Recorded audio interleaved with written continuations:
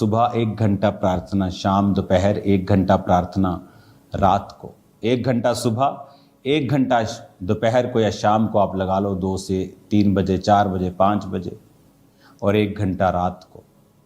1 घंटा आप सुबह प्रार्थना करते हैं, प्रभु तू महान है, हालेलुया, धन्यवाद प्रभु यीशु। जब आपकी 40-45 मिनट की प्रार्थना हो जाती है, फिर आप वर्सेस निकालिए। अगर आपको हीलिंग की ज़रूरत है, यशाया 54 निकालिए, भजन संहिता 103 निकालिए, नीति वचन 3 निकालिए। जहाँ जहाँ परमेश्वर ने हीलिंग प्रॉमिसेस किए हैं बाइबल में, उन सब वर्सेस को निकालिए, उन्हें निकाल कर उन्हें पढ़िए प्रार्थना में ही। प्रभु तेरे वचन में ये लिखा है। अगर मैं आपको यशाया 40 पढ़िए, 28 से लेकर 31 तक, भजन संहिता 103 पढ़िए, जहाँ पर परमेश्वर ने लिखा है कि वो तेरे अधर्म को क्षमा करता है और तेरे रोगों को चंगा करता है। भजन संहिता 103:3, वही तो तेरे सब अधर्म को क्षमा करता और तेरे सब रोगों को चंगा करता है। इन वर्सेस को पढ़िए 10-15 मिनट, इन वर्सेस से प्रार्थना कीजिए। उसके बाद अगर आपके पास अनॉइंटिंग ऑयल है, अपने आप को उससे मसा कीजिए। लास्ट में थैंक्स कीजिए, प्रभु तेरे कोड़े खाने से मैं चंगा हो चुका हूं, तेरा थैंक्स करता हूं, आमीन कर दीजिए। दोपहर को फिर 40-45 मिनट प्रार्थना, फिर वर्सेस के साथ परमेश्वर के सामने अपनी वर्सेस से रखनी, इन अध्यायों से, इन वर्सेस को बोलकर प्रभु को बताना कि तेरे वचन में ये लिखा है। और दिन रात कहता मेरे नाम की जो दुहाई देते हैं। संडे थर्सडे दुहाई देने वाले बहुत हैं, चलो संडे जाके दुहाई दे देते हैं। उसके बाद सोमवार क्या, जो सुबह से बर्तन मांज के, जो काम घर का, जो आदमी अपने ऑफिस में जाता है, कोई प्रार्थना वाला जीवन नहीं। शाम को आधा घंटा एक बैठ गए, प्रेयर माउंटेन वाली चलो प्रेयर कर ली, ठीक है, लेकिन जिस प्रार्थना की मैं बात कर रहा हूं वो आपका न्याय चुकाएगी, आपको परमेश्वर से जवाब लेके देगी।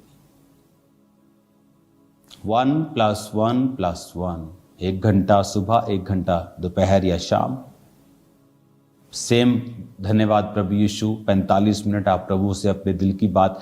आप अपने जब पिताजी के पास जाते हैं, अपनी माता जी के पास जाते हैं, आप सोच के नहीं जाते कि मैं जब अपने बाप के पास जाऊंगा बोलूंगा, हे हमारे परम पूज्य पिताजी, मुझे कृपया 50 का नोट दीजिए। आप कभी ऐसा नहीं कहते।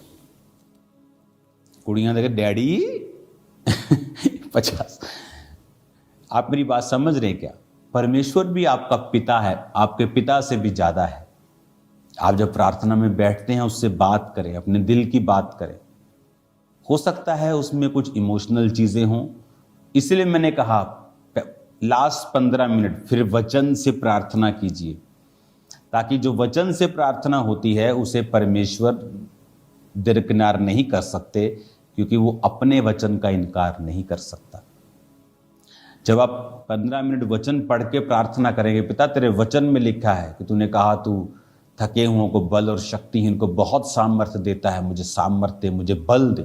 तेरे वचन में लिखा है जो यहोवा की बाट जोते हैं वो नया बल प्राप्त करते जाएंगे। देख तेरे वचन में लिखा है कि धर्मी का वंश बचाया जाएगा। क्यों?